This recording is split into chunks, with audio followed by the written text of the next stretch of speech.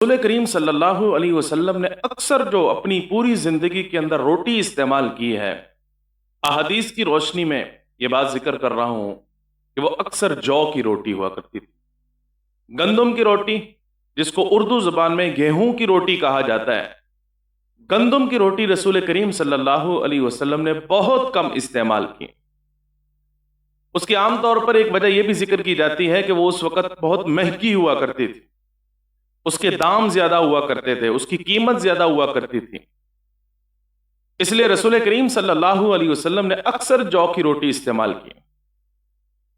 جو کا آٹا لیا جاتا تھا اور پھر اسے گوندھ کر رسول پاک صلی اللہ علیہ وسلم کے لیے روٹی تیار کی جاتی تھی۔ اس لیے حدیث میں آتا ہے کہ رسول کریم صلی اللہ علیہ وسلم کے لیے جو کی روٹی جس وقت تیار کی جاتی تھی تو گھر میں جو کی روٹی باقی نہیں بچتی تھی، اس لیے کہ جو کی روٹی جو تیار کی جاتی تھی وہ خود پیٹ بھرنے کے لیے کافی نہیں ہوتی تھی، تو گھر میں کیسے بچتی؟ اور آٹا بھی کس طریقے سے گوندا جاتا تھا؟ جیسے آج کل ہم جس وقت چکی میں جاتے ہیں، گندم پسوا کر لے کر آتے ہیں، گھر میں آٹے کو محفوظ رکھتے ہیں اور پھر اس کے بعد چھاننی کے ذریعے اس کو چھانتے ہیں اور پھر اس کے بعد اس آٹے کو گوندتے ہیں اور پھر روٹی بناتے ہیں۔ یہ ترتیب نہیں ہوا کرتی تھی رسول کریم صلی اللہ علیہ وسلم کے گھر میں۔ جو کا آٹا جس وقت باہر سے لایا جاتا تھا اس کو پیسا جاتا تھا، پیسنے کے بعد اس کے اندر بڑے بڑے تنکے وغیرہ ہوتے ہیں، ذرات ہوتے ہیں، وہ سامنے رکھ کر اس کے اوپر پھونک ماری جاتی تھی اور جو موٹا موٹا اس کے اوپر تنکا وغیرہ ہوتا تھا وہ اڑ جاتا تھا اور پھر اس کے بعد اس کو گوندھ کے اس کی روٹی بنا لی جاتی تھی۔ چھاننی اور اس جو کے آٹے کو چھاننے کا جو رواج آج ہمارے ہاں موجود ہے، رسول کریم صلی اللہ علیہ وسلم کے گھر میں چھاننی موجود نہیں تھی۔ اس لیے آقا کریم صلی اللہ علیہ وسلم کی سادگی کا یہ عالم تھا کہ آپ جو کی روٹی استعمال کیا کرتے تھے اور وہ بھی بغیر چھانے، آٹے کو گوندا جاتا تھا اور حضور اقدس صلی اللہ علیہ وسلم کے لیے روٹی تیار کی جاتی تھی۔ آپ علیہ السلام نے گندم کی روٹی بہت کم استعمال کی، گندم کا آٹا رسول کریم صلی اللہ علیہ وسلم نے بہت کم استعمال فرمایا۔ حضرت عثمان بن عفان رضی اللہ تعالیٰ عنہ ایک مرتبہ اپنے دور کے اعتبار سے ایک فالودہ تیار کر کے رسول کریم صلی اللہ علیہ وسلم کی خدمت میں حاضر ہوئے اور حضور اقدس صلی اللہ علیہ وسلم نے پوچھا کہ یہ کیا ہے؟ تو حضرت عثمان بن عفان رضی اللہ تعالیٰ عنہ یہ ذکر کرنے لگے، یا رسول اللہ صلی اللہ علیہ وسلم، ہم گھی اور شہد کو آپس میں مکس کر کے اس کو پکاتے ہیں اور پکانے کے بعد اس کے اوپر گندم کا جو آٹا ہوتا ہے وہ اس کے اوپر ڈال دیتے ہیں اور چمچہ پھیرتے رہتے ہیں حتیٰ کہ یہ تیار ہو جاتا ہے، اور اس کھانے کو اس دور کا فالودہ کہا جاتا تھا۔ حضور اقدس صلی اللہ علیہ وسلم نے تناول فرمایا، کھایا، اور پھر آپ نے ارشاد فرمایا کہ یہ طیب غذا ہے، یہ بہت اچھی غذا ہے۔ عام حالات کے اندر رسول کریم صلی اللہ علیہ وسلم جیسے آج ہم گندم کی روٹی استعمال کرتے ہیں ویسے آپ گندم کی روٹی استعمال نہیں کرتے تھے، بہت کم آپ نے استعمال کی۔ حتیٰ کہ جو ہم صبح کے ٹائم میں پراٹھے کھاتے ہیں وہ بھی رسول کریم صلی اللہ علیہ وسلم سے بعض روایات کے اندر آتا ہے کبھی کبھار کسی نے دعوت کر دی اور اس نے روٹی کے اوپر کچھ گھی لگا دیا، اس وقت رسول کریم صلی اللہ علیہ وسلم نے تناول فرما لیا۔ اس طرح کے واقعات تو آتے ہیں، گھر کے اندر اس طرح کا معمول کسی بھی حدیث میں منقول نہیں ہے۔ حضرت ام سلیم رضی اللہ تعالیٰ عنہ فرماتی ہیں، حضرت انس بن مالک رضی اللہ تعالیٰ عنہ کو کہ جاؤ اور رسول کریم صلی اللہ علیہ وسلم کی خدمت میں یہ بات ذکر کرو کہ میری والدہ ام سلیم نے آپ کے لیے کھانا تیار کیا ہے، آپ تشریف لے آئیں،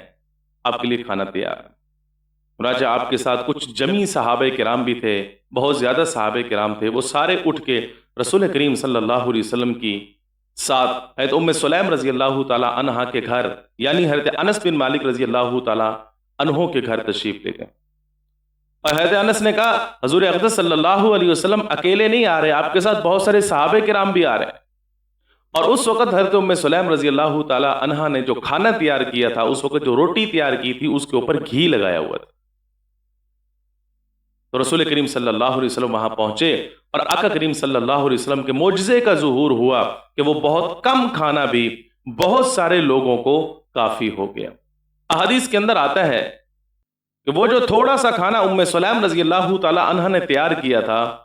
جو رسول کریم صلی اللہ علیہ وسلم کے لیے اور حضرت انس بن مالک رضی اللہ تعالی عنہ کے لیے اور اپنے خاوند کے لیے اور اپنے لیے تیار کیا تھا، وہ 80 افراد کو کافی ہو گیا۔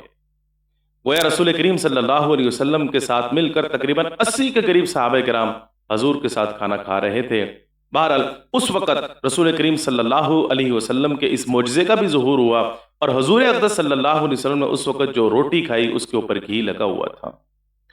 تو اس طرح کے واقعات احادیث کے اندر موجود ہیں۔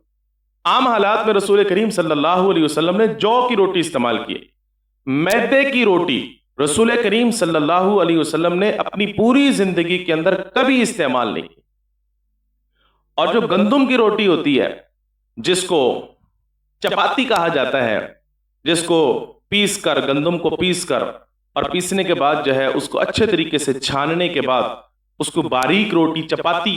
تیار کی جاتی ہے، احادیث میں آتا ہے رسول کریم صلی اللہ علیہ وسلم نے ایسی چپاتیاں اپنی زندگی کے اندر بہت کم استعمال کی ہیں، نہ استعمال کرنے کے برابر۔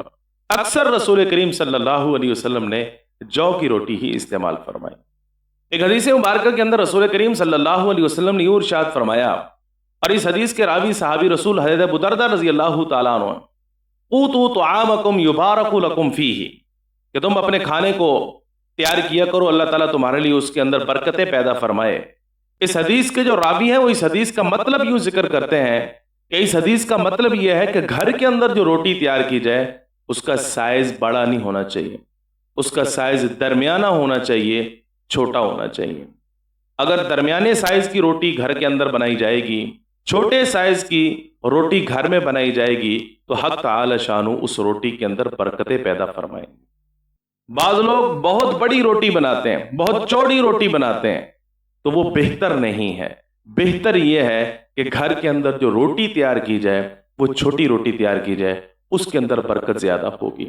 بہرحال وہ محبوب رب العالمین، ساقی کوثر، سرور کونین، جناب محمد رسول اللہ صلی اللہ علیہ وسلم، جو صاحب لولاک ہیں، حضور نے ارشاد فرمایا لولاک لما خلقت الافلاک، اگر مجھے پیدا کرنا مقصود نہ ہوتا تو حق تعالی شانہ آسمان و زمین کو بھی تخلیق نہ کرتا۔ صاحب لولاک نے اپنی پوری زندگی کے اندر جو روٹی استعمال فرمائی ہے وہ جو کی روٹی ہے، اور اس کے آٹے کو بھی